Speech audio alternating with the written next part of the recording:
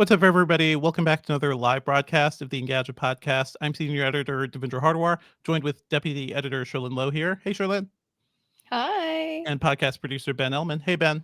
Hello. Hello. We're back. We're going to be talking about TikTok. Yes. Carissa Bell from Engadget's going to be joining us. And that's going to be, we're going to record a bit out of order because Chris is on the West Coast and we're all East Coast. So we're going to give her a little time to wake up. But good morning, everybody. Who is in chat? We've got Ermelin Suba with a shocked face, I think because our title of this episode stream is TikTok, why TikTok will never be the same. Appropriate input is here asking, is this fair trade territory? Aaron Kitchens says that they have TikTok and they're keeping it until they get rid of it. Some of our regulars, DPro9, dude named Charlie, George Morgan are all here saying hi, and George Morgan, and Mark Dell. George Morgan says hi all from the UK. Saul says, quote, what kind of American are you? Simon B says, good morning. Hello. Hi, welcome back. Hello. Thank you all for joining us. It's always fun. Good morning. Happy Thursday, everybody. It looks to me like a lot of people are like, decidedly going to hang on to their TikTok apps. I feel like a lot of us are. I think they're going to have to take the TikToks away from Americans, from our cold dead. Cold dead, yeah. The one made in China thing that Americans are like, yeah. Is it made? It's also like the one thing that has not hurt us yet. Temu, yeah. or Temu? Temu.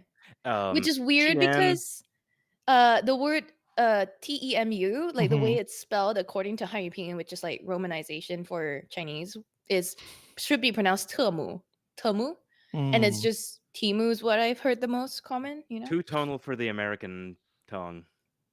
Oh boy. Well, anyway, folks, we are doing the live stream ourselves here, so let us know if you see any video issues, audio issues. Shout out in the chat. Mark Dell says that he bought that rabbit just for my little hands on because it does look cute. Mark Dell just has money. Yeah, Mark Dell just loves the gadgets. We've known for a long time that Mark Dell has money. Yeah, Mark Dell. You're a secret executive over here, Mark. Well, I think Mark is just like an extreme tech enthusiast, and that's why Mark Dell is here with us, hanging out. But also, is excited about a teenage engineering made, little product. I've said this before. If teenage engineering just makes a thing, like I don't know, a paperweight, I will probably buy it because everything they make is so beautiful. It's so cute. Did we just talk about the Playdate? We did. I have a $200 PC case. It's like a mini PC case that they designed. I don't know if I'll ever actually use it, but I bought it because it's adorable. I think everything looks good here. Ben, you got to add a label for yourself. Yeah, I'm trying to do that. The open source stuff that we're using is a little bit annoying. Okay. XC says TikTok is their home. Aaron Kitchens is keeping it till they ban it. People are making money on TikTok. Like the things are happening. Yeah. TikTok is watching a video about people shopping via TikTok. I'm like, oh, yeah, that goes a little too far. It's like shopping on Instagram. I don't know when I shop on Instagram. I'll say this. Well, good for you. You're part of the problem, favorite customer. I don't always. I occasionally. We already knew that. Yes. Okay, folks. So for newbies here, we are recording the Engadget Podcast. Today we're going to be recording out of order because Chris is joining us a little later. So we're going to do the intro. We're going to start with other news and dive into some news stories. Please leave us, comments and notes in the chat. We can't always respond to the chat because we're doing the show, but we'll take some breaks in between sections to talk to you all and do some Q&A, and we'll have some time at the end of the episode to talk with folks as well. So sit tight. Yeah. Honestly, that's kind of my fault. I just don't want the audio listeners to feel left out because what if you couldn't tune into the live stream at the right time and you just have to listen to people saying, oh, that's a good point. Listen, that also tempts people to come get your butts to the live stream, like that which is why we do a good job of it, like only like intermittently mentioning people in the chat, not just like talking to chat. Yeah, every now and then we'll remind you there is a live stream, but it's not only about the live stream. I don't know that makes a good show for anyone. Anyway, it's NPR. It's like NPR guilting people into donating. That's what we're doing. We're guilting you into coming to the live stream. Please. Quickly, hello to Y Live. The cast is back. Yes, Bimoda Vidu says, will the short form format and style of TikTok persevere? That's a question for later on. Byron Gonzalez says, Clapper will take over. I wonder if that's a hint for us to clap soon. Well, okay, so if you've been in the chat, if you watched the live stream before, you know what's about to happen. If you haven't, here's your primer. What we do is we're going to like sync everybody's recordings, and then we're going to do like a little bit of room tone. So I'm going to count down from 3, and at the end of 3, everyone is going to like clap, snap their fingers, whatever. You can clap in the chat as well. Put clap emojis. Put like directing slate emojis, movie set sort of stuff. Anything you want. So counting down from 3, 2, 1, and some silence. I'll let you know when the silence is over.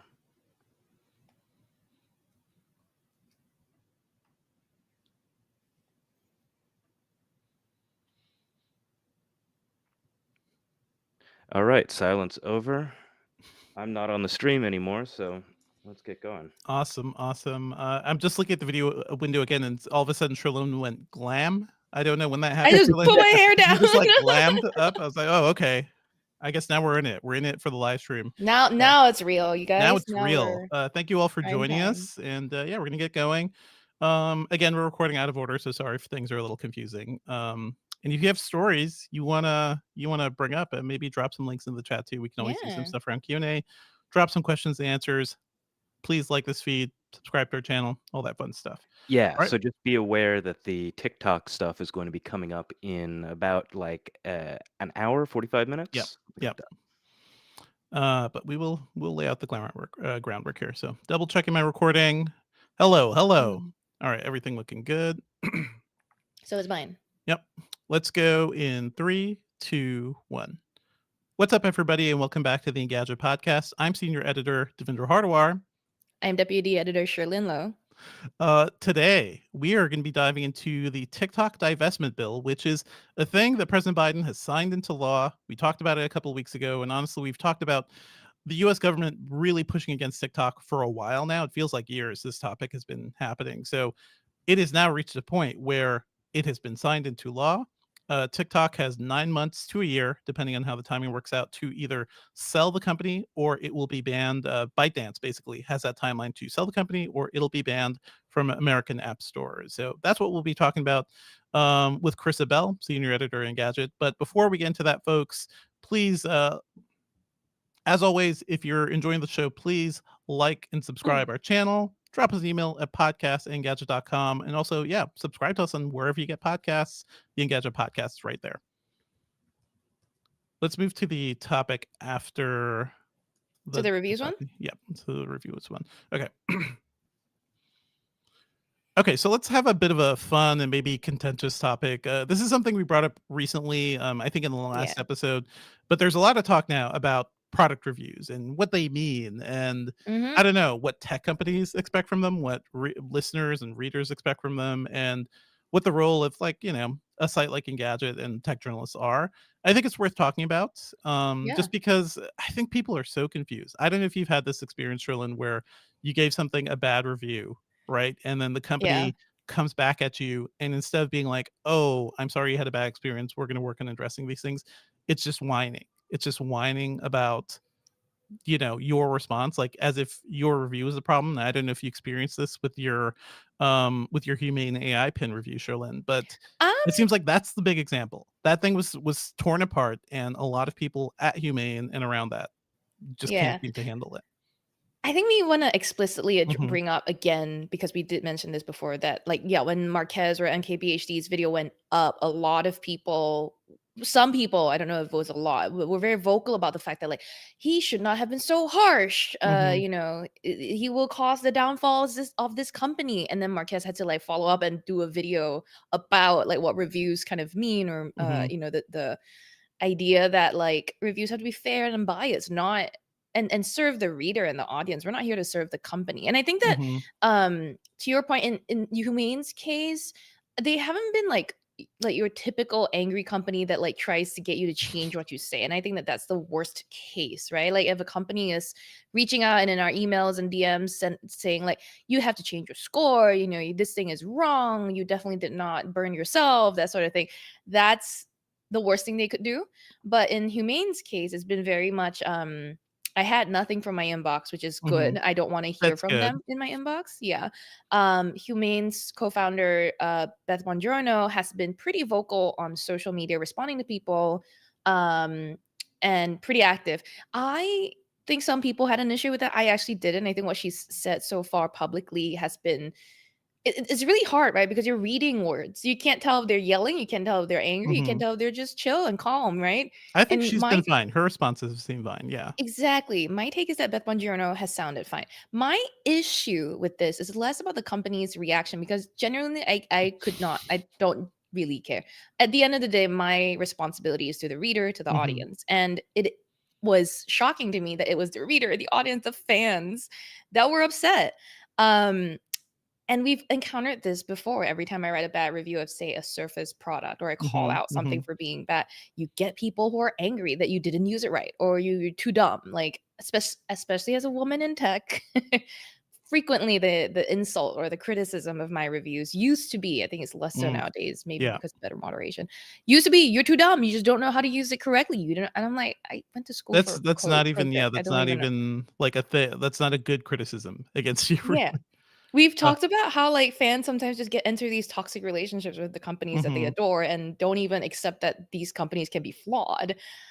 So that's really what got me to thinking about, like, yeah, let's think a bit more about what reviews, like, what the purpose is now, right? Like, Mhm. what was it in the past before? Devendra, you've been covering tech a lot longer than I have. Well, a lot longer Yeah, than a I while, a have. while. A Well, since while. like 2010. Well, I know you were still doing college work, Sherlyn, and probably even earlier. I don't know. We're not going to date Sherlyn here, No. but I will say, yeah, I've encountered this early on. The thing about I think any journalist, a tech journalist or any kind, like you have to realize you have a responsibility with your platform. So if you are irresponsibly, I don't know, tanking a product or irresponsibly like ragging on a Mm. product unjustifiably, that could be a problem, and that's Mhm. just bad journalism. That's bad writing. Mhm. That's bad criticism. I fully believe in the power of criticism in many, aspects. Yeah. Like I'm also a film critic. I Yeah. review TV shows as well. So I think anything that's created can be looked at through a really constructive and critical lens, and that's kind of how I do tech stuff. I will say the cheesy thing is I like to think of Tron, right? Like when I review things or when I cover things, like I'm thinking I'm fighting for the user here. And what I've learned is that sometimes even the user will get mad at you for pointing Yeah. out things. So I think there was a company, there was Boxy, if you remember the Boxy box, it was a little streaming box. But there was a situation where they released a product that was terrible and they didn't send the Mhm. reviews units out. So I bought one and I reviewed it as being a terrible product. And then like shortly after the company fell apart. So I feel bad about that because I like the company. I liked the people involved and they were working on cool tech, but Mm. you can't like pretend no matter how much goodwill people or the press have towards you, like if you produce something bad, I have to tell people it's bad. That's how it works. Mm. You don't want to have journalists or anybody like treating people differently just because you like them. And I think Humane tried to do that. They really tried to be buddy buddy with a lot of Right. media and things like that. And I will Yeah. say, even some people at Humane, I think were really pissy about this whole thing. Like I see people whining who work at Humane that, Mm. oh man, this is just a first gen product. These people don't get it. Like we're working, we're gonna build something great here. What Mm. really annoys me though is then I see the Twitter responses from people in the tech world or Silicon Valley or Yeah. investors being like, "You're killing it. You're doing great. Just keep it up." And I'm like, "What? This is a failed product. This is like a failure of imagination and execution." And I can understand Yeah. saying like, "Hey, it's good you tried, but man, the amount of like, I don't know, the amount of I think like water carrying that people do for these companies is totally wild." So I just want to put that out there. I think you make a good point. This is a failed product, but that I want Hmm. to point out a failed product does not a failed company make, right? I think that how they react and how Hmm. they therefore re-strategize, regroup will have a lot, to do with the success of their company. Whether it's a 1 year company, whether it's a 10-year company, whether it's longer than that, Well, like this is that. not a 10-year company, surely. Like they We they don't have know. tens Their of millions in reaction funding, well, but if they yeah. pivot into something that's gonna be, like, completely wildly different, we don't know. I can't predict it. But anyway, Hmm. I wanted to also, like, you as you were talking, it brought up a lot of different, like, thoughts for me. Number 1, in that, you think there is a place for criticism, I do Hmm. too. And to be clear, as reviewers, as writers, as reporters, we criticize each other internally too on the daily. Like when Oh I yeah, edit, I it's make not fun of Sherlin all the constructive time. criticism. Like that's just how it goes. Yeah, and like it's for improvement, right? Like the people as editors, when we're editing our writers, we can tell when someone's going to improve. It's when they're open to criticism, when they're able to like listen and take constructive like advice. Well, and Devindra's good about this, where like Devindra, you surprised me one time where you were like, oh my gosh, thank you for these like edits, they're very helpful. That approach is genuinely what's going to make you better as a I've had person, bad as a editors is the writer. thing. Is like I've had Also people that. be really annoying about how they edit, so I know the bad side of it too. Yeah. Well, that's good to know. I don't even honestly, I've never thought about it that way. And Uh-huh. then the other thing I wanted to say, and so yeah, so we're very familiar with being criticized. We understand that it can feel very like bruised on your ego, but it's for the better of your product. It ultimately don't take it personal, and that's the best. Then the thing about the YouTubers and creators and influencers doing reviews versus reviewers at websites like Engadget, Wired, The Verge, and certain like influencers like I think Mr. Mobile, there's there's a difference in that we we are not ever paid to do Mhm. things. We're never paid to write review yeah, we're never paid to review a product. We have a lot of like editorial judgment independent of companies. And I think that the criticism lobbied at some people out there is that when they're paid to do a review or when they're paid to make a video of a product and then they come out critical about it, I can Mhm. see why companies might feel a certain way. Do I think it's fair that they like pay a I creator also and expect rarely see positive? that, Sherlin. Like I rarely see a situation where the creator is paid and Right. also they end up actually being critical of the product, so I don't know. Exactly. Right, when you're That's paid, you dangerous. frequently Yeah. are I positive wanna about keep the this money product. train coming is the thinking, so Exactly. yeah. I think in our tech space, we have some very like well-known names that are good at it about, transparency, disclosure. So Mr. Mobile, I think Marquez is pretty good about it as well. Mhm. Quite a few others. I think my issue is I've seen it happen outside of my space, outside of our space, tech industry. So I would see like fitness influencers be very suspicious about who they, whether they disclose if a Mhm. product was given to them, that sort of thing.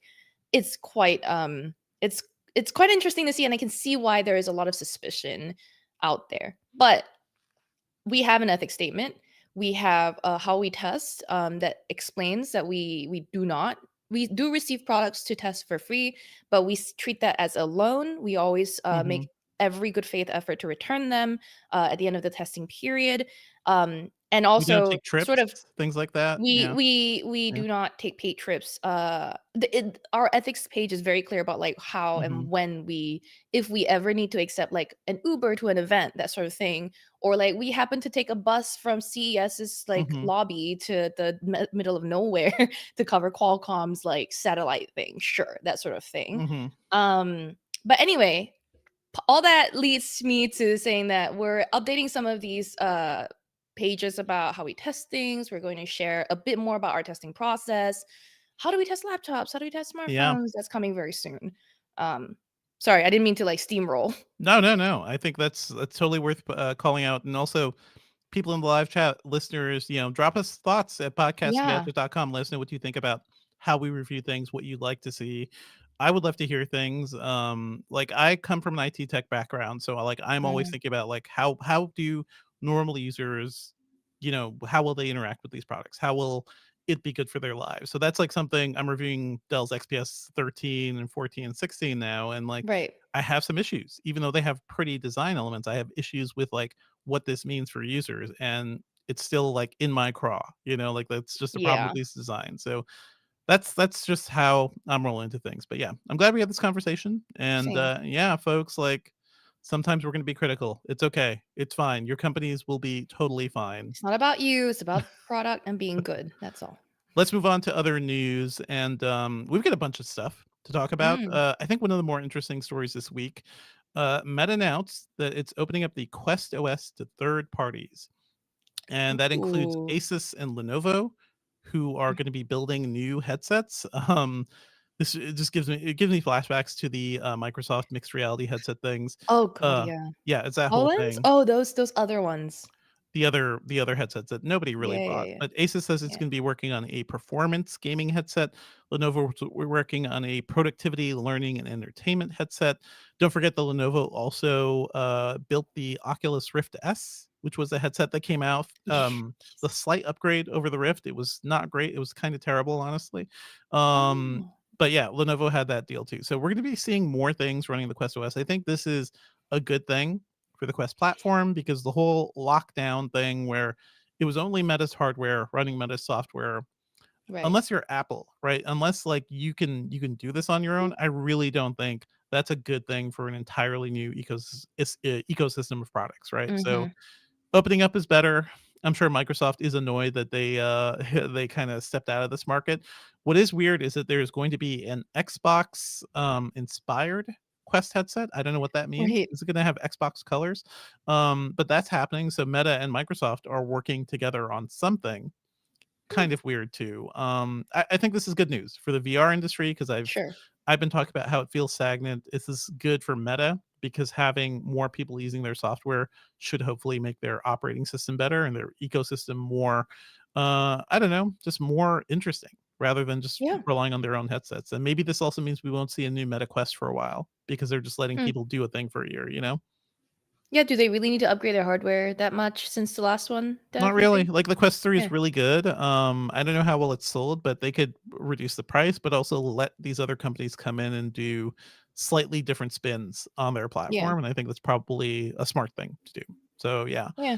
It also, in other news, we saw that Apple has scheduled a virtual event for May 7th. I think we've Mm. all been waiting for this one. Yep. The imagery around it is a pen, the pencil, the stylus, Mhm. and like coloring. So clearly iPad stuff. It's all the iPad upgrades we've been waiting for a while. Yep. Do you have any Yep. thoughts like on this, Sherlyn? We're gonna do like a full I just preview soon, but yeah. yeah, we will. My whole thing is this. What is up with Maytember or May, whatever this is going? Like, Oh come God. on. Google I/O is May 14th. Hmm. Microsoft Build is May 21st. But I didn't need like give me breathing space, Apple. I This think and this so is May pretty 7th. normal. Yeah. I get it. I get it. We always have this like right after, like in the middle of spring, we have a little Hmm. bit of a like a bump, right? And so I guess it's good that they didn't choose the week of Google I/O, right? When we're all traveling. But At least I, it's, I, it's a I virtual event, so it's like half a day yeah, that it's we at deal with least this. Yeah, uh, well, and then it's reviews. Yeah. yeah, it's a virtual event, and then yes, Hmm. likely if they announce product, we know I technically know nothing. Then there will be reviews, The signs all point to presumably iPads. Yeah. right after, right? And so yeah, so that's work for us. And then also like y'all know how I love to talk about inside scoops and behind the Hmm. scenes stuff. And so leading up and in May, there's a lot of like other stuff y'all don't know about that's also happening behind the scenes. And Hmm. so you'll see by the end of May what I was referring to, but May is already shaping out to be a busy month. I will say yes, we've been looking forward to new iPads for a bit. I also wanted to point out that this week we also saw the rumor that Apple is overhauling the calculator app and going to like unveil a genre defining calculator app at WWDC in June. And this is the calculator app for Mac computers. Mac OS 15, when that is presumably announced at WWDC, will turn the calculator app into a quote, quoting our article, note taking, currency converting hybrid app. It will have Okay. right. I'm like, all right, I All guess it right. could use a calculator to convert currency in a way that I wasn't before. Um, the shapes of buttons will change. The functions on buttons that were numbers before will also change. There will be a history tape, so like Hmm. a log, I guess, of previous calculations. You don't have to like note them down on a separate notepad if you're working with a lot of data. Okay. Um, and then there'll be like a indicator bar showing you what mode it's in, whether it's like scientific mode or programmer mode or basic mode. And it will integrate into notes better as well. So yeah, I mean, are you hyped for a new No, no, I'm calculator? not hyped for it. I found it really funny. This is Apple Insider, so like they love Apple stuff. Like this was a fun scoop for Apple Insider, but I'm like, okay, cool, new calculator, man. Let's move on. Let's move Yeah, on to something yeah. else and more I'm interesting. like, I guess we've run out of ideas. I don't know, honestly. Like knowing It Apple, hasn't they been updated for a probably while, so I get it. Yeah. yeah.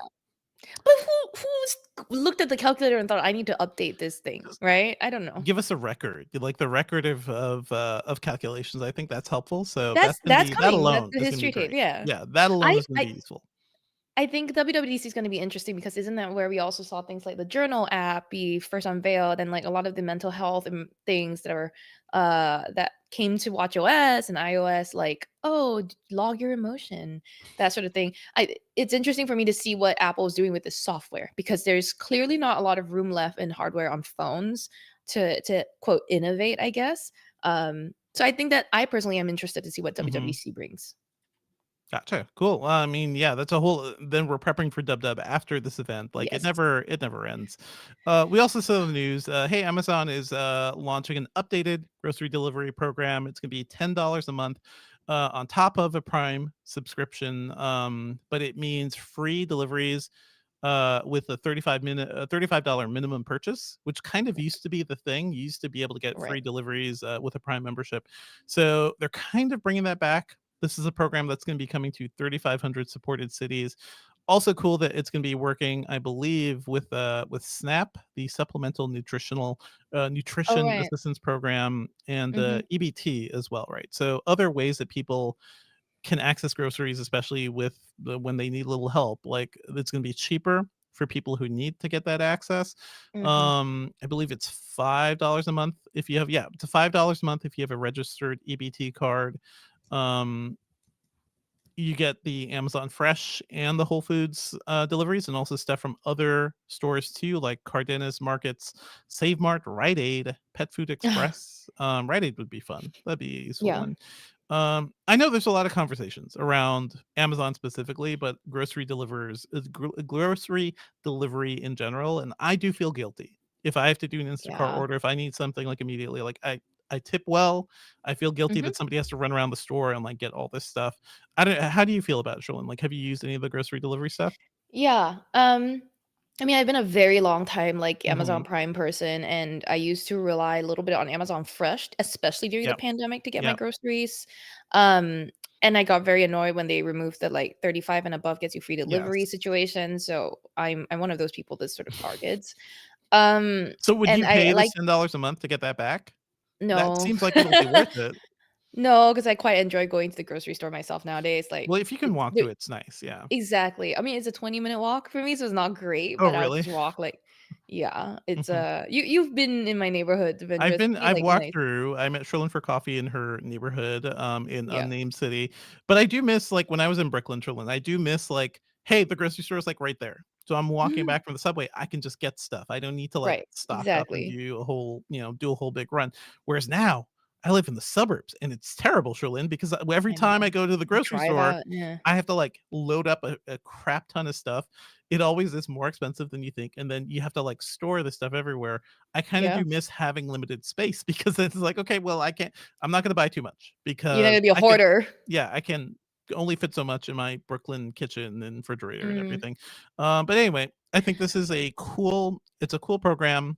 Hopefully the workers are being paid well, like $10 a month to get this stuff. yeah, I hope anybody who does this tips well. Like, that's the ultimate thing I hope. I see Instacart yeah. shoppers like running around the stores trying to be fast and stuff, and I feel really bad for them I sometimes. So, also yeah, I follow the subreddits of yeah. Instacart and DoorDash and all of those services. And like you, Devendra, you said just now that you feel a bit bad. I do feel bad. Like Hmm. one time I mentioned something else. I was dealing with a delivery thing in Slack, and Devendra Hmm. was like, I said, dealing with delivery shit or something. And then you said, why do you get shit delivered? And I actually thought you were coming for me. Like that's how guilty I feel about getting stuff delivered. I No, thought it's just Devendra was like, yeah. Why were you it getting was a literal joke. shit Yeah, it was delivered? like an Yeah. actual joke, and I was like, "Oh, he was joking." I thought like and that's because I judge myself, right? Hmm. And so, like, yes, of course, I try to tip more too, but like, I also am with the people who agree that like it's very expensive to get stuff delivered anymore nowadays, and it's just a lot of fees. But is it all going to the delivery people, the delivery workers? Like, we want to make sure it's paying the right people and Yeah. not lining Yeah. the pockets of Yep. Yep. billionaires. Yep.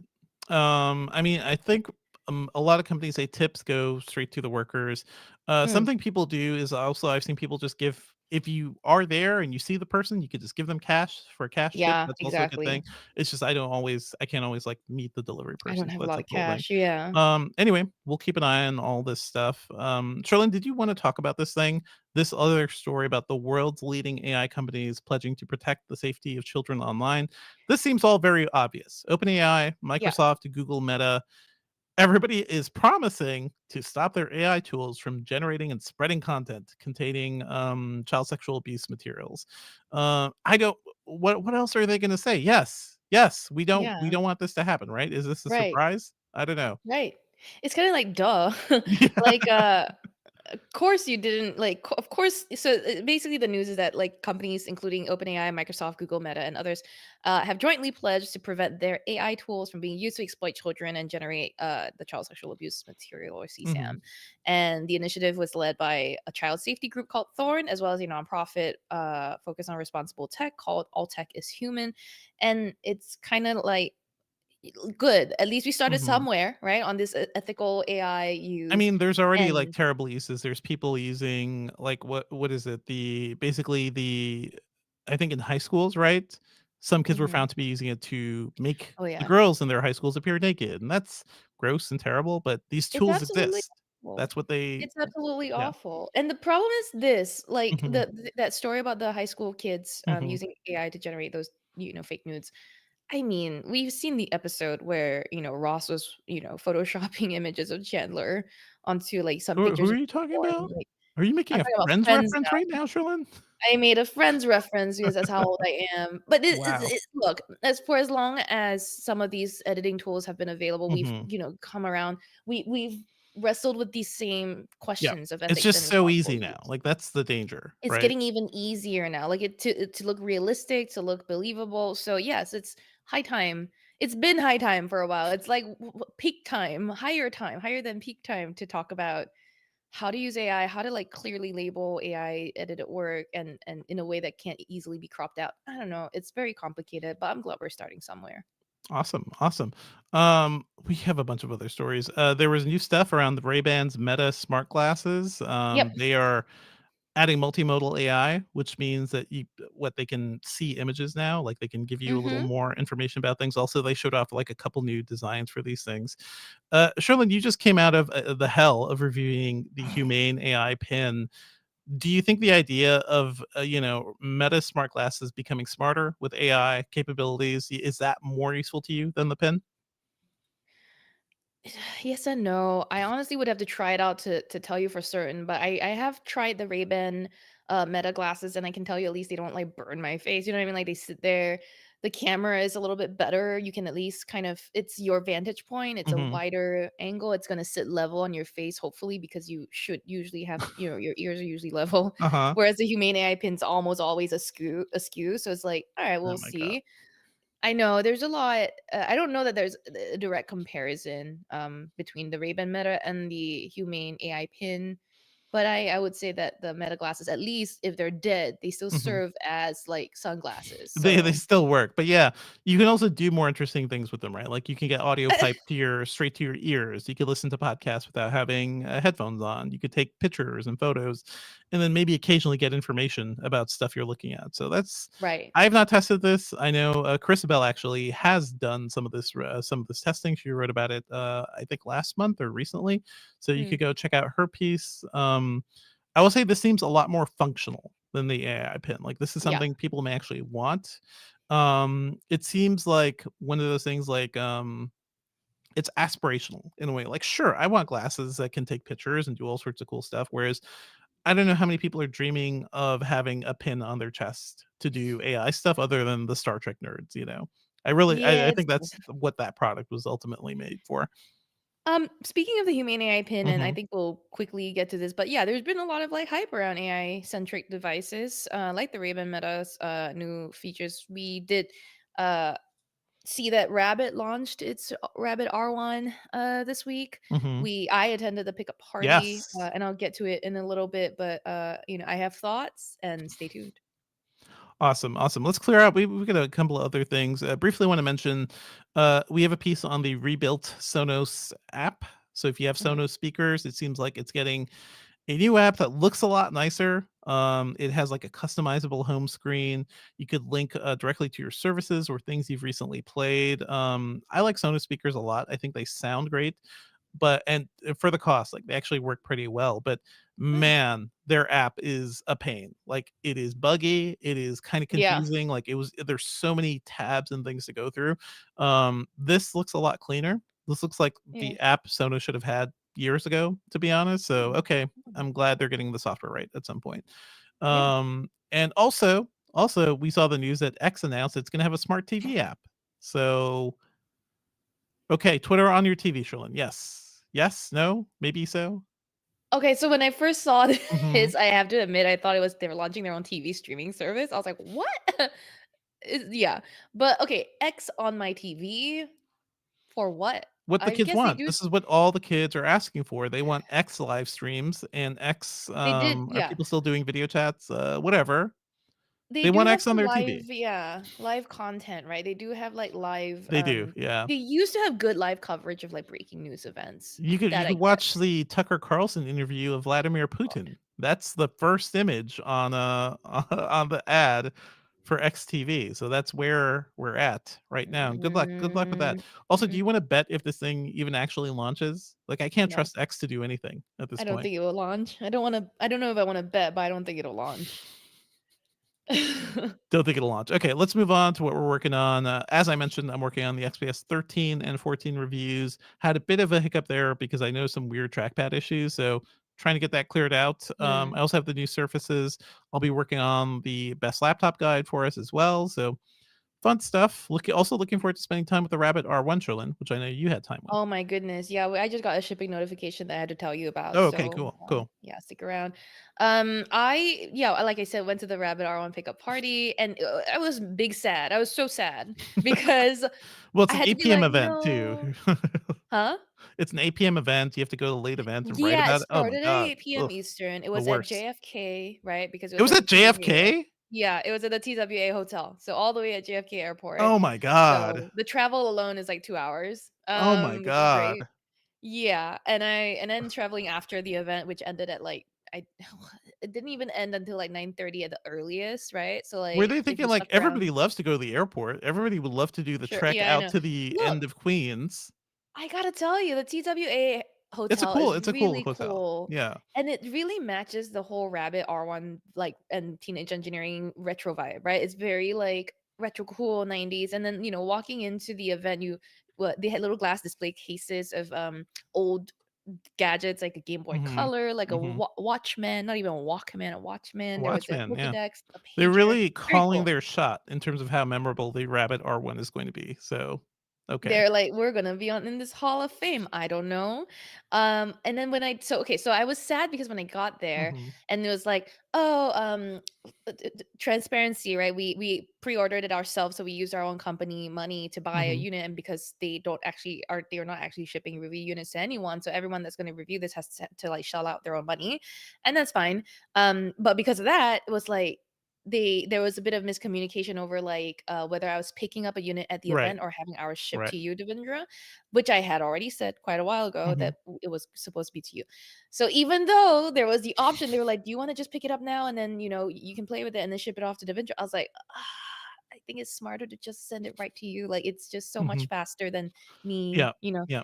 Anyway, but so because of that, I didn't have a unit to play with at the event, and everyone was Aw. opening up theirs, and I was looking on, and it was so cute. So Max Weinbach very kindly let me like play Mhm. with this because he had unboxed his faster than anyone else. I think because everyone else was like, I'm going home to shoot an unboxing video.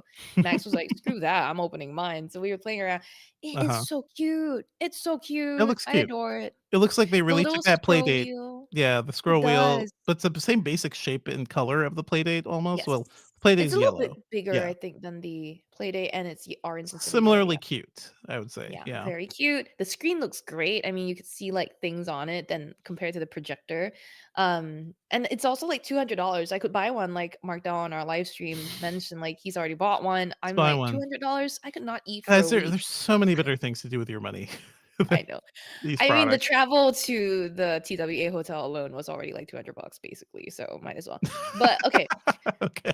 I will point out that this Rabbit R1 Mhm. launch event, in my hands-on for Engadget.com, which you can go read for more details, I already talked about how the CEO and founder of Rabbit, Jesse Liu, had made a lot of Mhm. veiled comments about the Humane AI pin, saying things like, "We don't require a separate subscription fee. We have a screen. We do all these things." And to be clear, it's very impressive that um, Rabbit's LAM, it's calling its LAM, the large action model, Uh-huh. is able to work with third-party apps like DoorDash or Uber or Spotify. They basically act almost as an emulator and will Sure. convert all these things to work with their language model. You know what But can also let me work with those things, Rlyn? is My the phone. phone that's in Shut my the hell up. pocket I get that has it. a bigger I'm screen. so excited for your review, Demetra. Yeah, No. yeah, yeah. Oh I man. will also say this. It was very impressive to see that there is this thing called teach mode Hmm. on the Rabbit R1, which I don't know if it's going to be ready at time of like our review, but you're going to be able to like basically show the Rabbit R1 to do what you want it to do. And basically you're recording a macro. Yeah, In the way you would record a macro on a PC, you would just record a macro on the Rabbit, and then it will learn over time like, to do what it is you want to do that it couldn't do before, that's the which I coolest thought was aspect of this very product, if it actually works. This is one of those pie in the it sky so sort of like features, you know? yeah. I gotta say, I'm already hearing that it doesn't work very well. I mean, of course, of course. I feel so bad for cackling. I just was like, You can't of trust these course. companies, I'm sorry. Yeah. I was so taken. I was like, so cute. The screen's great. The wheel's great. Like the camera flips. It's awesome. And then people are like, the camera won't even work. Like Chris Velasco over the Washington Post received his unit, and it was like, Mhm. he was like, I can't even get it to recognize the camera. It won't even open to scan a barcode. Like it's just wow. So Oh boy. enjoy. I'm so Oh boy. excited for you to review this intro. I am hey, listen, I try to approach every new product with like a sense of like wonder and whatnot, but after the Humane AI pin, I'm so skeptical of any piece of AI hardware, but we'll see folks. Stay Yeah. tuned for more coverage on all that stuff. Let's chat about what's happening around Engadget. Yes. Yes, Sam had something about the new Qualcomm chips coming to your Yes. laptops. That's cool. Yes. The X Um, Elite. Mhm. yeah, I don't know if people are hype about it, but I guess the No, nobody's ARM-based hype about this. PC. Oh Yeah, my I god. know. Like the ARM-based PC train is just not gonna keep going. I It's one of those feel I trains. feel so bad because I could tell like Microsoft is out here and Qualcomm are like, guys, yo, Snapdragon laptops, finally, we did it. It's a thing. Don't worry about Apple's M1 and M2 and M3 chips. 3 years down the line, actually almost four now. Yeah, we did it. We'll see. We'll see what happens with any of this. I know. So the big story this year is Qualcomm is saying, and benchmarks are saying that the new Snapdragon chips are going to be pretty fast, like basically M series level speeds, in Windows laptops. Are you excited, Trillin? Like we're gonna see better ARM chips in Windows laptops. That's something. You've said this before Uh in a huh. previous episode, and I think I will wait till build to see if Hmm. Microsoft is going to show us how it intends to improve the software and the emulator layer in between to make ARM I have Windows so many 11 work well on questions. ARM. I have so Yeah. many questions around that. I have to think they revamped it from like system architecture level. Like it has to be like so far down. They have to have reworked so much for it to even have a chance at working. So we'll Hmm. see. I think Microsoft may be mad at me because when they launched the No. Surface Pro 9 with 5G, I was like, this is you can't call it a Surface Pro 9 because it's not as fast as the Intel chip. It is not Right, pro right. in any level. Like it was not something you would recommend to professionals at any level. And yeah, I did not like that thing. I felt like Microsoft was lying to users. So I hope they're not lying to users again with these new chips. Mhm. We Mhm. get a couple pieces from Tim Stevens, the new Mercedes-Benz quad motor G class. They're like Yeah. big, big. I don't know This what is to call this. Like the all-terrain this is vehicle. an EV off-roader basically, right? Like a G-Wagon or I like yeah, hate the G-Wagon. Oh man. it's a big deal. It's like I Mhm. think it's been long awaited for Mercedes-Benz to do this. This seems like the world's least efficient electric car, by the It's like way. wow. Like it's like why? It's like I want to go off-road in an electric vehicle. I don't know. I guess that could work, You could right? do it with the like, hey, that would be a lot of fun. You could do it in the Rivians. It's just that Yeah. Mercedes, the G-Wagon is that big boxy thing you see driving around, which costs a crap ton of money. And now it's that whole thing again, but it's going to be heavier because it's an EV. So it's not going to be great at actually being an off-road vehicle. Okay, sure. We'll see. But check out the video. I'll say this. Check out the video that Tim made is on Engadget's YouTube channel. It's a Hmm. fun one. Okay. Okay. Yeah, always good to see Tim in our videos too. Let's move Mm. on to our pop culture picks for the week. What do you got, Sherlin? I think you'll enjoy this suggestion, but before I give you my actual recommendation, I finally watched Her. I did post Her about is it on very good. Threads. Yep. Finally, and I just found it so funny that there was a flip phone as the main device. And this movie was what like 10 years old at this point. So yeah, very cool. Flip phone, I mean like a la the Samsung Galaxy Z Flip, not like an old, Yeah. Razor flip. with no bendable screen. Anyway, I mean, there's a lot of cool, like how prescient that movie was. I think. yeah. Did you notice that even like the style and the fashion of the people in that movie, Sherlyn? There's no jeans, right? People were wearing like soft clothing, like really chill, Ah, smooth very Gen clothing, and it's Z. sort of like now everybody is just totally into athleisure, but also the jeans are like less. We just want soft pants. We want soft pants and shirts instead of jeans Sure. now. So it's a whole Yeah. thing. The Yeah. I movie didn't even predicted notice it 10 that. years ago. Yeah. Right. I didn't realize, because again, didn't have the like experience of watching it 10 Mhm. years ago where maybe styles and fashion were a bit different. I just felt like everything fit in. Everything felt very normal. I'm sure at that time It when feels the normal show now. was, Yeah. yeah, right, exactly. I'm sure at the time when the movie was released, it felt futuristic. And now to me, I'm just like, oh, yeah, it's set in modern day today. Yeah, okay. Anyway, that's not like my recommendation because it's old.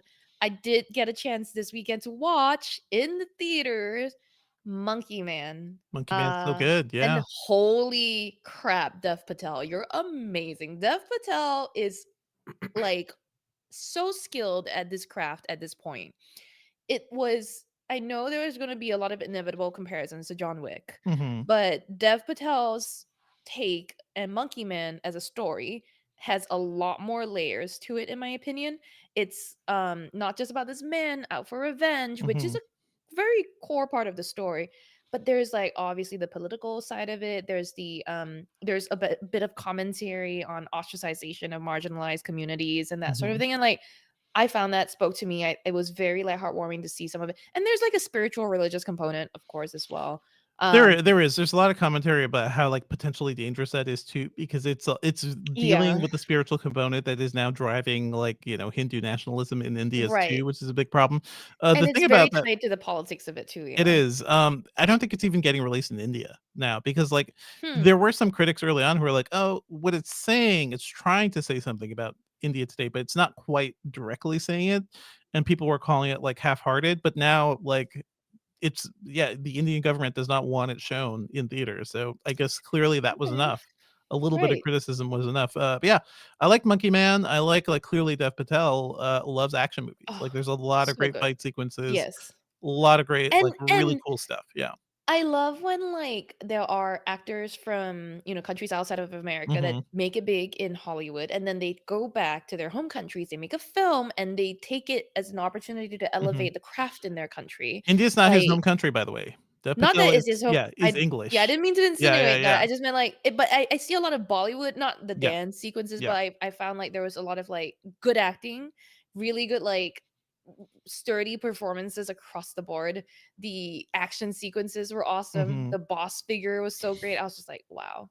I was just blown Very away. well done. I cannot wait to see what he makes next, and I'm glad it made it to theaters and not like it wasn't just reserved for Netflix or something. So, Yeah. shout out to Jordan Peele for helping to save that movie Oh yeah. from a streaming release only. It deserves to be seen in theaters. Yeah, go check I out agree. Monkey Man. Totally great. I want to shout out Shogun, which just ended and Mhm. is a perfect TV show. Like I have no notes for this thing. It is a great limited series. It's based on Mhm. the novel, which was also a TV series like way back when. But I think it's a really well done story, Sherlyn. I think you will enjoy it too. Um, Been trying to start watching it, yeah. yeah, I mean, it is based on the novel by an English author, and you would think like there is a white English character who is like the Yep. centerpiece early on, and you think would be the center of the show, but he's not because the show is ultimately Okay. about like the politics of everybody involved, specifically Hiroyuki Sanada, um, the women also involved in the story. I think it's just really compelling. Yeah. I think you'll enjoy the story. It's very much on the level of Game of Thrones when it comes to political intrigue, but it's Mm. also really well done. And the finale was like it went out in a way I didn't expect. Like there's a quiet, meditative Mm. tone to the series too, even though it's a thing where you will also see people get beheaded and blown apart by Yeah, cannons. I've heard. Too. Like listen, katanas, remove heads pretty quickly, so you Super do see cool. that in the show. It's really cool. I think Shogun is a complete home run. It's on Hulu right now, and everybody should check it out. Nice. Do you want me to do the Yeah, you could do outro the before outro. we get started? Yeah, ready. Yep, Well, people watching the live stream, we're just going the to tight. Yep. re-record. We're just going to record this for the audio. Well, that's it for the episode this week, everyone. Thank you as always for tuning in. Our theme music is by game composer Dale North. Our outro music is by our former managing editor, Terrence O'Brien. The podcast is produced by Ben Elman. You can find Devindra online at Devindra on Twitter, Mastodon, Blue Sky, wherever, and I podcast about movies and TV at the Filmcast at thefilmcast.com. If you want to send me some of the dankest and funniest TikTok videos while it still exists, you can hit me up. Strangely not on TikTok. I am at Sherlinlo on Twitter/X or at Sherlinstagram on Threads. Email us your thoughts at podcast@engadget.com. Leave us a review on iTunes or your favorite podcast platform. And subscribe wherever you can get podcasts. Okie right. dokie. Right. I'm going to run to the bathroom. Can you hide my video, Ben? Hello, Carissa. Be right Carissa. back. You guys chat with the audience a bit. I'll be right back. It. I want to there were so many great questions that came up. I don't know, I'm sure you were banking some of them, Ben, but I'm gonna go and start. I know Mark Dell, we were having a bit of a chat around reviews earlier, Carissa, on this stream.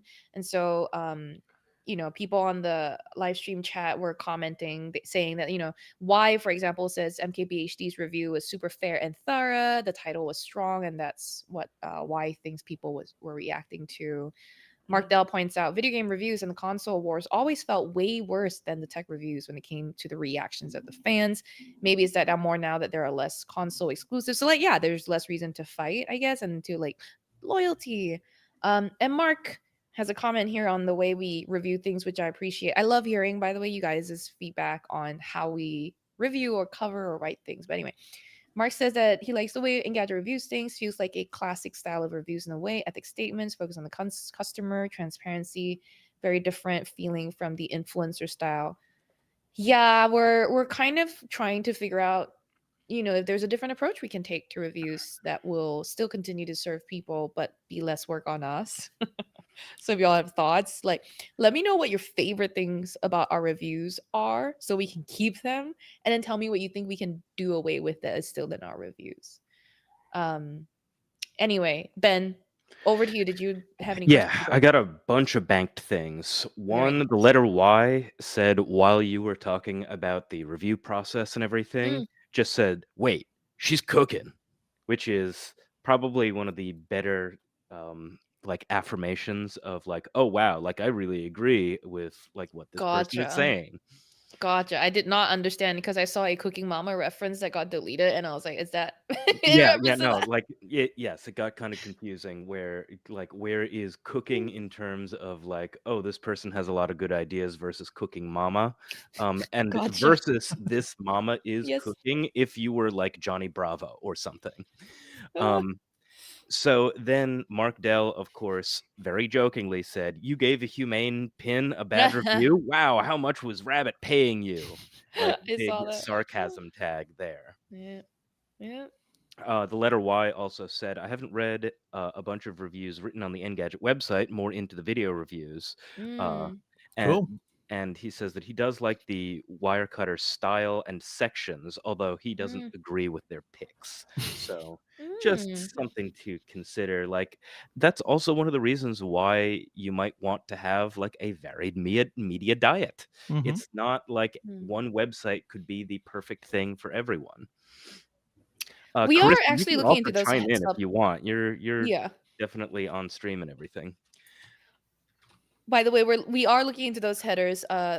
We're looking at what feels like it will be helpful for readers and viewers of our videos. So the subheads seem like an easy thing to add to our articles and be actually helpful and demarcate oh yeah, this is what we're talking about. Does it answer your question? That sort of thing. Yeah. Yes, people are saying, I see Mark Dell saying he prefers the video reviews too. And it's yeah, we're looking into other ways to do that. I just picked up a DJI Osmo Pocket 3, and I think we're going to have a lot of fun with those things, so I'm going to probably cover that with Bill too. Yeah. So Blue Candle, we are indeed reading chat. It's just we are not responding all the time because this is also an audio program, and I'm an audio boy, so of course I don't want people to feel left out if they're listening to it some other time. There are people who live in other places who love Engadget and cannot tune in for our US East Coast stream time. So then while we were talking about the Rabbit R1 launch party, DPro9 said, you know what? It looks like a Tamagotchi. It That's does. Oh, a probably Tamagotchi was the one way- of the devices he had in the display case, by the way. Of course. Like if they didn't, that would have been a problem. Yeah. Awesome. All right, are we good to go soon? Krista, how you doing? One last thing, Mhm. we should remember to ask the humane, or not humane, we should ask to make a the poem, yeah. R1 to make a poem. Yes, Yeah. and Mhm. see, put them head to head. We'll Battle of the totally make that poem. happen. Ben, I believe, Krista, I love your setup. I love that you have a great mic. I believe the front of that mic is actually where the label is, right, Ben? The blue, it's a side address mic. Yeah, I think so. Which Want me to flip means it? Yeah, What? if you could flip it or like point the label at your face. Sorry. You have it Yeah. all perfectly set up right now. see, you get to see all Yeah. of the behind. I'm the actually scenes not of responsible that. for any of the setup. It was all my husband. It's all good. If Well, you actually put it right below you, that's great too. Because then Thank you're you talking to- right down to it. Yeah. Yeah, thank you to Mr. Carissa. Thank you. Mr. For the gamer chair Bell. too.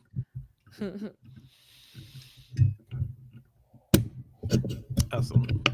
Oops. Thank you so much, Krista. Maybe Um, we'll mute her for a little bit while she Oh, deals yeah, with sorry. that stuff. It's Yeah. okay. Yeah, no. Simon said that he likes that Engadget is honest, and I appreciate that. I Hey. think we do our best to do that. And I also want to say, like, how do you know we're honest, though? You know what I mean? Because Hey, Tell me what is it don't that you start like about us? introducing doubt. I'm not. I'm just curious, like, what speaks to you? Like, what tells you we're honest? Because, like, I would pepper it with more of that. Like, I'd be like even more honest from. I mean, be the most honest we can be. Yeah. We're always like, I mean, we can't lie about things. It's just like I don't. That's not how I operate on a personal level. Mhm. You can ask the Vinger this. I'm sometimes way too honest. Dude named Charlie says, honest? This bunch? Tom This Rogers bunch? says, you all have honest eyes. I'm like, there's a lot of makeup on mine, but yeah. We don't see her real eyes. Yeah. Nobody does. Realize. Ooh, realize. Oh. Like, and that was something that was popular even before Tumblr. That I think that was like going around on MySpace. Like, Yeah, I remember. it was Mark Dell makes a good point. Like, he gets honesty from seeing things over the years and never trusts any site at first, which is, yeah, you're right. Like, honesty is something that is earned, and like the trust is earned over the years. This is true. I trust sites and reviewers more when they screw up and they have to say sorry, right? Or they have to fix something. literally. Like that's how you know when something is when you're in good hands.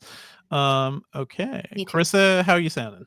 Is this better? So much better. Yes, Yeah? I think Okay. it is. Can you tap on the mic a little bit, just very gently?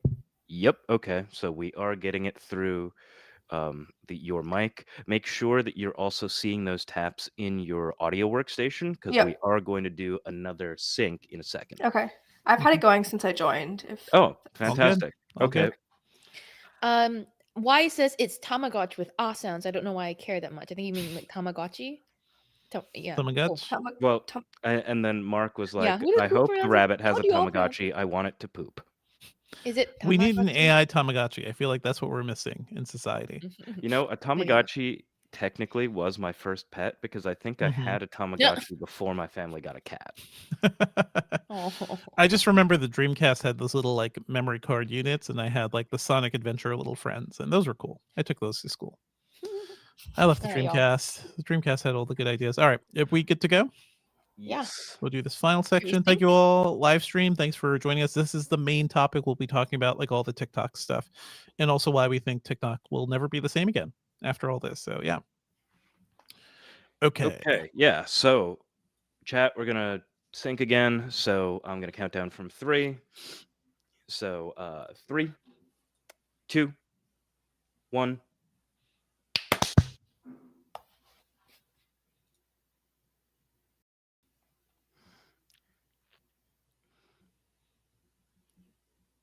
Okay, we're done with silence. Let's get to the actual conversation. Ooh. Oh boy. Okay. Okay, folks, let's talk about TikTok. And we are not going to be this is going to be an ongoing story for a while. And joining us to dive into everything happening around TikTok and the new divestment bill is Carissa Bell, senior editor at Engadget. Hey, Carissa, how's it going? Hey, why do I feel like I've been here before talking about this exact the same Yeah, I feel thing. deja vu.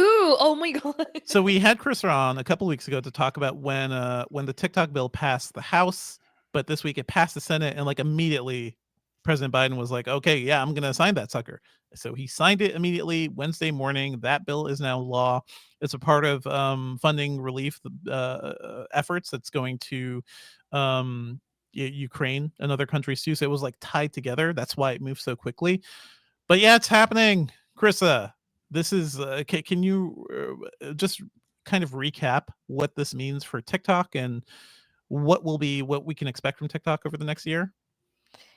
Yeah, so under the terms of the bill, they have basically up to about a year to sell off the US portion of their business. Mm-hmm. And if they don't, then they'll be banned They is from App Stores. ByteDance, the Chinese company. Yeah, Yeah. sorry, ByteDance, Mm-hmm. yeah, the TikTok's parent company. And then if they don't, then TikTok will be banned from US App Stores, from web hosting services, basically will be, completely, at least theoretically, inaccessible from within the United States. Gotcha. Sounds like the reverse China firewall to me, where like used to be like Google can't operate in China. Now it's like Chinese can't operate in USA. Honestly, that is partially it, and that's partially also why I'm like, is that really the thing we want to copy? Like this sort of like wanton just blocking of apps from other countries. So we talked about this in our previous episode. Like the reason this is happening is there are a lot of national security concerns about TikTok, about, hey, every major Chinese company, the Chinese government has a hand in it, has direct control over it. So there was a worry that TikTok could be used to disseminate messaging that's pro-China or that could destabilize the US. I saw some people also worry that, hey, TikTok could be tracking our user data and stuff. And as we discussed, if the Chinese government wanted user data, they can get it from data brokers. They could get it from so many different sources. What TikTok is collecting right now is not really that different than what Facebook or Google collects, like across all their services. So we talked about the need for a broader national privacy bill rather than just killing TikTok, but it looks like the TikTok thing is actually happening. I saw a really great breakdown at NBC. NBC News is reporting that basically we know TikTok has responded to this. They're saying it's unconstitutional. They're saying they're going to fight back. So that means court time. And that means this potential ban could be delayed for several years as TikTok goes back and forth in court. TikTok may fight it, and whoever wins or loses may even end up going to or whoever loses could bring it back up to the Supreme Court, which would delay the ban even further. So nothing is happening immediately, but I do feel like it's sort of like if you're in a country and like the ground just shook beneath you, right? And you're like, can I keep building buildings here? Is this safe? I don't know if this is going to be around in a year or two. So that's why I'm thinking like the fun times we had with TikTok, folks, where we could just enjoy the memes and the fun videos and the remixing videos and whatnot. That's over because now it seems like the guillotine is coming, and either it'll be sold off or it'll just die completely. Krista, from your perspective, do you think it could actually be sold to a major American tech company? Because I feel like regulators don't want more of that consolidation either. I mean, maybe not an American tech company. Mm-hmm. There's an interesting story in the information this morning saying that TikTok was looking at buyers that aren't tech companies. Mm-hmm.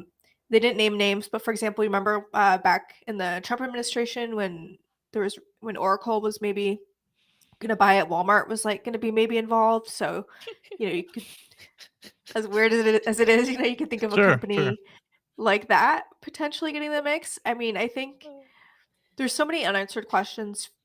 For example, it seems like the algorithm probably wouldn't be included in a sale because of Chinese trade laws. Mm-hmm. That would be a major drawback for any buyer. But at the same time, I think if you're TikTok, you're probably still going to be looking at buyers. You're not going to put all of your eggs into, winning these court battles. Like they probably are going to be evaluating their options. It's just not really clear what those options are at this moment.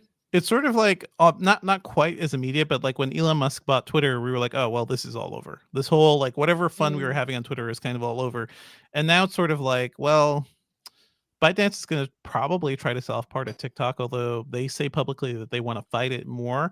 But even then, like there are influencers right now who are making a lot of money from TikTok, right? They have based their lives around it, and I feel like a lot of them are going to start shoving back towards YouTube or other platforms or Instagram or wherever, because they don't know how long this is going to stick around. The weird thing is that President Biden's presidential campaign is still going to keep using TikTok. They're going to still keep using TikTok to reach out to younger voters. There's a quote from a Biden campaign official speaking to NBC saying, "A fragmented media environment requires us to show up and meet voters where they are, and that includes online." Sounds like a robot.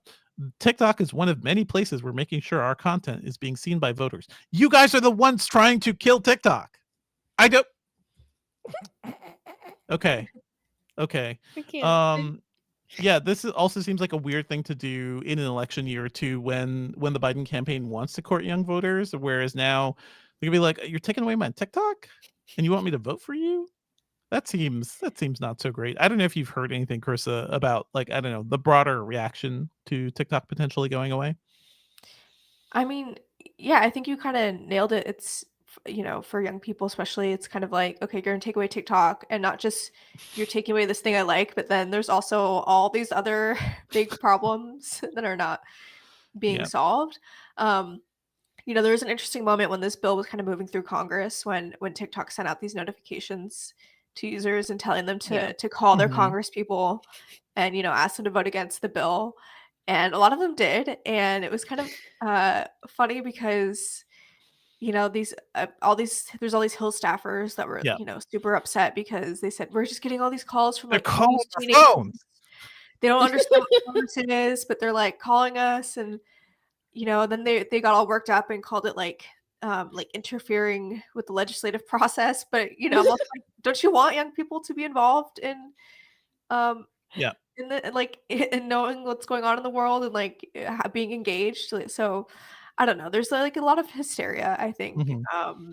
Definitely a lot of young people are going to be very upset about this, but at the same time, I think it's going to move so slowly. And like, if you're just like a TikTok creator, you're not gonna notice a difference in the next few months, even up until election. I don't think you're not gonna like see the app go away. You're not gonna like see some big change. So it might be like there might be a bit of a delay before we actually kind of see that big reaction.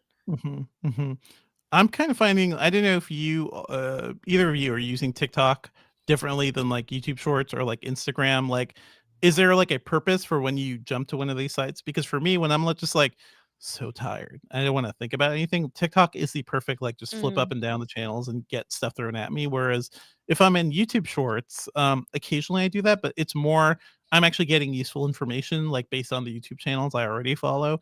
In Instagram or Facebook, it's more like it's like worse TikTok. Like it's memes, it's like comedians and stuff like that, but it's never as good or entertaining as it is on TikTok. So I don't know. Have you all like cordoned off like how you use these apps at this point? I don't know, Carissa. I mean, for me, Instagram is definitely my like, I don't know, just turn off my brain and really? kind of like not to think. Yeah, it's like the Instagram reels is just kind of like like you said, like it's kind of like worse TikTok, but kind of like I can see why Meta's mad. They're like, we want people to turn off their brains with us, not with another app. We want to mindlessly send them ads. Okay, that's our job. Yeah, like I definitely like don't feel good after like a long scrolling session there.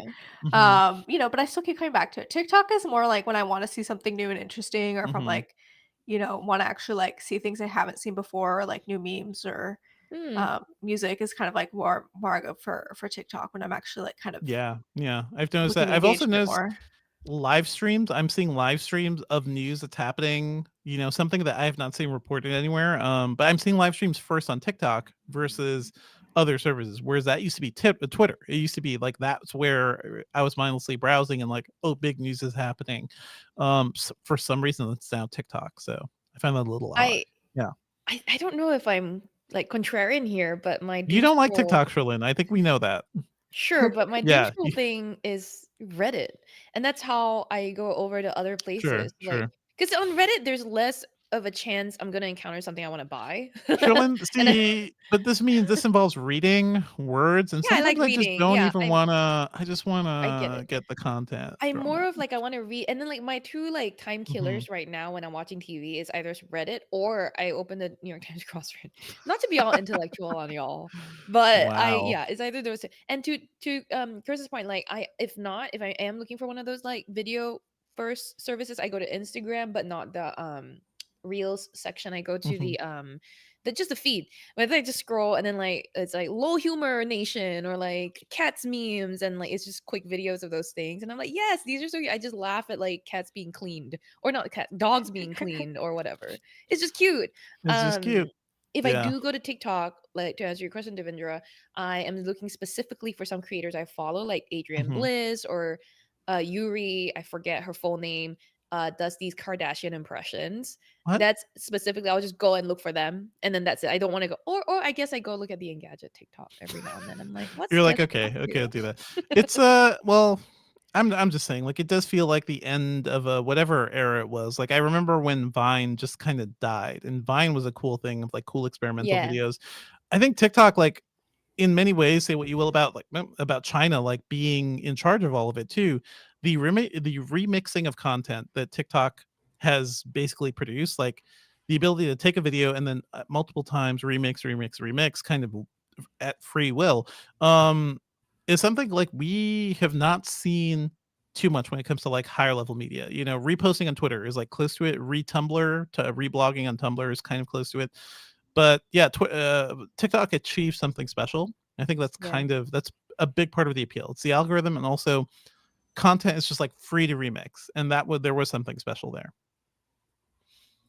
I'd be curious to see if they can pursue a way where they are selling the US arm of the business, Hmm. but they still retain through a sort of partnership some input into that arm and whether that will fly under the new banner. No, Like no. I So wouldn't be they like can keep they can keep a minority stake. Mm. Is yeah. my understanding. That's Yeah, what I would expect them to do. it's Because like you said, Carissa, we've been it's very talking about difficult to the I think cyber war, sorry. Shilin, the cyber war, Uh-huh. right? The like cold No, cyber war that's been happening, and that's still a thing. I think that's what the government is so worried about, right? I guess. Yeah, okay, so I see what you're saying. The Cold That's the War, but thing. cyber war. Yeah. Okay, yes, but I'm approaching it from like the business legality point of view, Hmm. which is Hmm. that there is still a way for look, I'm thinking of my man Cho and having to explain where he's from in Asia again, and it's great. And Hmm. his brain, where is he at? Is he going to I mean, he's clearly not just a puppet, but quite, like I not mean, full kind of. will control. Yeah, Yeah. that's what I'm thinking, right? So I don't think it's all up to him, but I do think that the approach, if we do lose TikTok in the US, what's next? I guess was the question. And I don't know if it's like a separate app to take over all these hordes of people. I don't think it's ever going away. But like I just looked to like how Timu just freaking appeared out of nowhere in America. Yeah. And Timu, to my knowledge, was never big in China before that. There is something afoot with that. And I'm like, A, the government has to go look at that next. But B, it wouldn't surprise me if like TikTok goes away and then just a whole new app called TalkTik just shows up. Like just to take over, and I'm like, all right. So I find it very murky, and potentially there's a lot of ways for if China is really insidiously Hmm. manipulating things here. There's a lot of ways they're going to go about this. So Yeah, and let's be clear here. Right now, the U.S. government is responding to worries about what could happen with TikTok. There's still no evidence that, you know, there is messaging being secretly sent to American kids, that China's sucking up user data because they can get better user data from the data brokers that's selling all of our data, because our government has done nothing to protect private user data. So, there's all these things, but the Chinese government and some of their hacker groups are attacking like US infrastructure and other things. Like things have happened that we directly link to China, like data being stolen from companies in the US, or there were specific hacks, I think, against infrastructure. And that's the thing where we're like, well, we're just kind of at a standstill, right? Like this is happening. We hack them, they hack us. What do we do? What do you think about companies like DJI? And the other Chinese companies are really big in the US right now because it didn't work out so well for Huawei, right? They're gone. They're dead. Huawei. Huawei. Yeah. We used to cover them with such fervor, and then we just stopped. And because they it was were for them. It was the assisting the Chinese government in, quote, somewhat like concentration camp type environments for people who were of Uyghur heritage that really caused all of us to kind of just step back from covering them at all. And then moving from that, Huawei I don't think ever recovered, because then they lost access to Android and all of that stuff. So, and also their executives, I think, were also basically closely tied to the Chinese government because of that too. I That was was the whole mildly thing. threatened by one of them before, so really, it was that, weird. Yeah, okay. Yeah. So anyway, there are all these other companies. Hey, I just bought that DJI stabilizer camera. I'm like, I hope they stick around helping for a while. them. But also, it is really weird that they are now like one of the world's top drone companies and camera companies, huh? I wonder what could happen with that data. Yeah. I don't know. I don't know. Anyway, Krista, do you have any takeaways for us? Like, what are you looking towards next when it comes to this story? Are we waiting for TikTok to respond more, I guess, more aggressively? Like, are we waiting for them to do something? Yeah, it's going to be interesting to see kind of how they approach this legal challenge. When the app was banned in Montana, they didn't do the legal challenge directly. They funded a group of creators who were kind of challenging it, and they sort of funded it on their behalf. And that challenge was successful in Montana.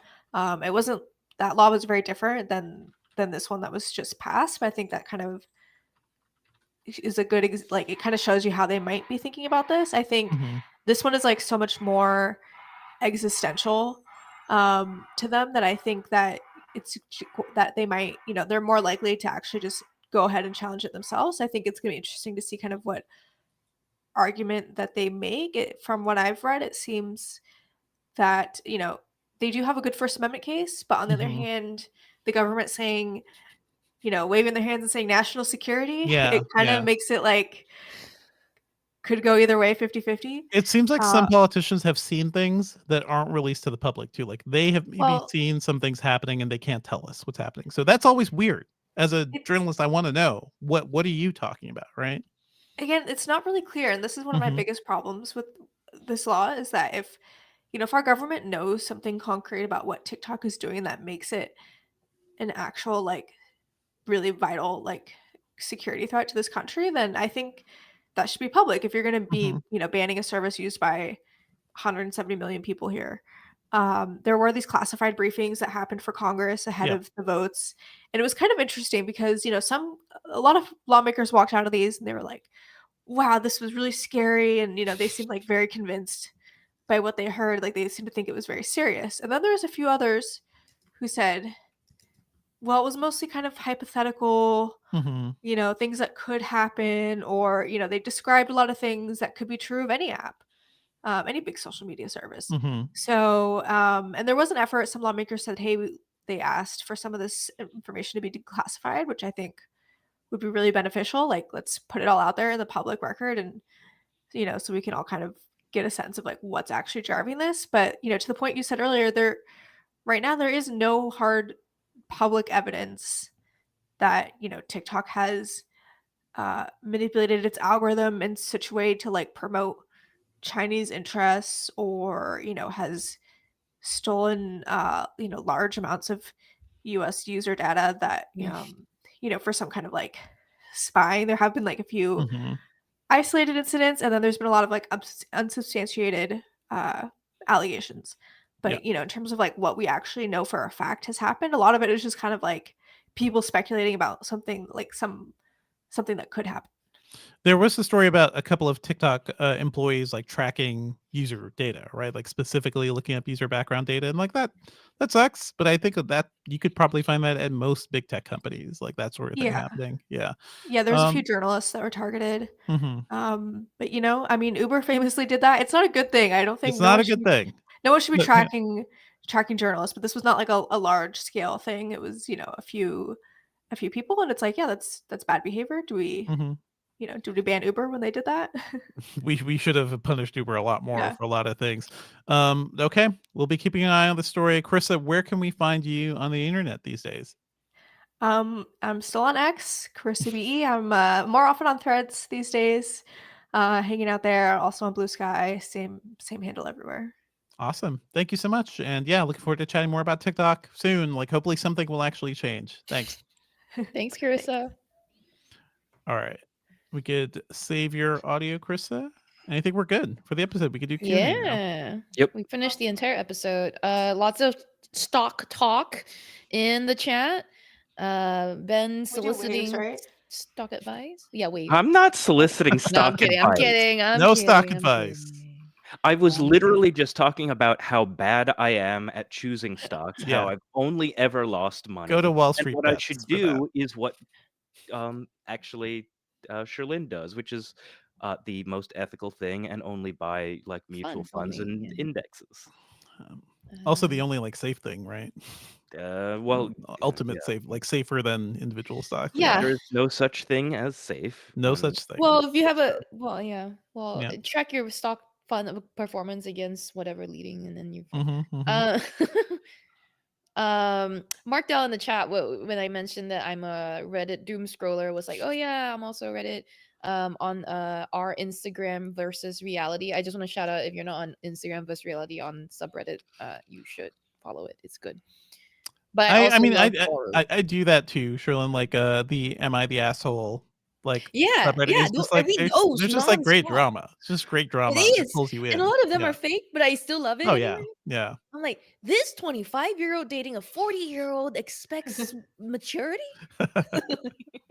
Makes you feel better about your own life, right? Exactly. Deepro9 says that I'm a crypto bro. Absolutely not. Do I sometimes track whether like putting a small amount of money into X or Y little like crap coin, like Dogecoin, you know, when it was going crazy, like how much money I would need to put in order to like end up paying off my student loans? Yes, absolutely. But that's only after the fact, and it makes me sad every single time. Yeah. Deepro9 and Do Name Charlie, I think, both pointed out the thing about we can't compete with TikTok, so let's ban it. The free market wins. Yeah. You know. So it kind of feels like that too, honestly. So yeah. Can you imagine what it would be like if Walmart owned like a significant stake in US TikTok? Like they would try to keep it the same, but then all of a sudden there would be like just so much like pro Walmart, like, oh wow, we don't need unions. No, I think they would make it a more of a shopping destination, and it'll be oh, like, yeah. Well, it already is, yes, but like TikTok Shop has like taken over. Yeah. Okay, has TikTok Shop actually taken over? Is there hard data on this, or are they just pushing it very, very hard? I mean, Carissa, you're the expert. I'll just say that like one of the YouTubers I watch was just like Hope hanging with Hope. She does shopping, right? She went and looked at like she compared prices between TikTok Shop and Amazon, and like while Amazon's consistently more expensive and doesn't ship as quickly, the quality of the goods sometimes is better. But like TikTok Shop is like cheaper and like pretty like drop shippy. It feels like, I don't know. Just Carissa, have you bought anything from there? No, but I feel like my good for you. Like, because I always see like random stuff. You know, people will post like, here's a bunch of like cute little glitter pens and erasers and just like all kinds. It always just seems very junky. Yeah, there's so much junk. But I feel like every other video it feels like sometimes just like TikTok Shop, and like I don't know if it's just me, but I'm like, you started as a social media video app and now you're selling stuff. I don't know if I can trust you. They all are. Same with Instagram. But same with Instagram. Like once they started adding shopping, I'm like, I'm gonna shop through Facebook. Who do you think I am? So judicious about my experience on TikTok. Like every time I see a TikTok Shop video, I'm like, not interested.